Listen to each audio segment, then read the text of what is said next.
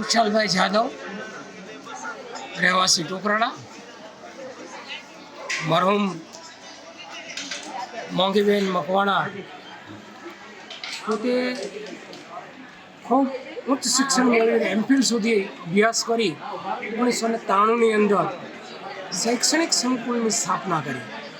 આ મોંઘીબેન જે હંમેશા એવું વિચારતા હતા આ ઝાલાવાડની અંદર તો પછાત વિસ્તાર છે, એમાં અનુસૂચિત જાતિ અને બક્ષી પંચ અને એસટીની જે દીકરીઓ જે છે એને અભ્યાસ માટે ગામડામાંથી શહેરમાં આવવા માટે એટલી બધી તકલીફ પડતી હતી કે જેની કોઈ સીમા નહીં। એ તકલીફ એમને બેઠેલી અને એ અનુભવ્યું અને એના ઉપરથી એમને એક સંકલ્પ કર્યો કે આ ઝાલાવાડની અંદર એક એવું સંકુલ ઊભું કરવું કે જે સમગ્ર ઝાલાવાડની દીકરીઓને ઉચ્ચ શિક્ષણ મળે, સારું શિક્ષણ મળે અને ગુણવત્તાવાળું શિક્ષણ મળે અને સારા સંસ્કારો મળે એવી સંસ્થાનું નિર્માણ કરવા માટે મોંઘીબેને સંકલ્પ કર્યો। અને માનની સ્વર્ગસ્થ સનતભાઈ મહેતા એમના ધર્મપત્ની અરુણાબેનના સાનિધ્યમાં 25 લાખ જેવું અનુદાન આપી આ સંસ્થાને ખૂબ મદદ કરી।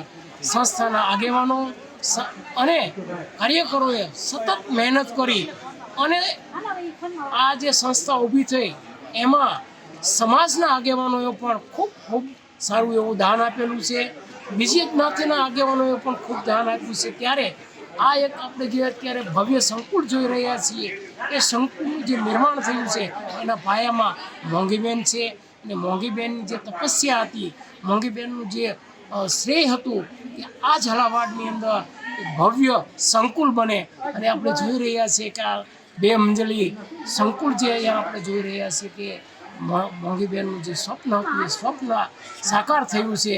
તેથી મોંઘીબેનને જેટલા નમન કરીએ એટલા ઓછે છે। જય ભીમ, નમો બુદ્ધ। જે સુરેન્દ્રનગર મોંઘીબેન મકવાણા શૈક્ષણિક સંકુલ કન્યા શૈક્ષણિક સંકુલ ખાતે 77મો પ્રજાસત્તાક પર્વની સરસ મજાની દીકરીઓ દ્વારા ઉજવણી કરવામાં આવી। સરસ મજાના વક્તવ્યો રજૂ કરવામાં આવ્યા, સરસ મજાની કૃતિઓ રજૂ કરવામાં આવી। પિરામિડ છે, ગરબો છે, આવી સરસ મજાની કૃતિઓ દરેક બહેનોએ પ્રસ્તુત કરી। સાથે સાથે સરસ મજાના વક્તવ્યો પણ દીકરીઓ દ્વારા કરવામાં આવ્યા, મહેમાનો દ્વારા સરસ મજાના પ્રેરક પ્રવચનો કરવામાં આવ્યા અને ખૂબ ઉત્સાહભેર આ કન્યા કેળવણી શૈક્ષણિક સંકુલ ખાતે આ પર્વની રાષ્ટ્રીય પર્વની ઉજવણી કરવામાં આવી।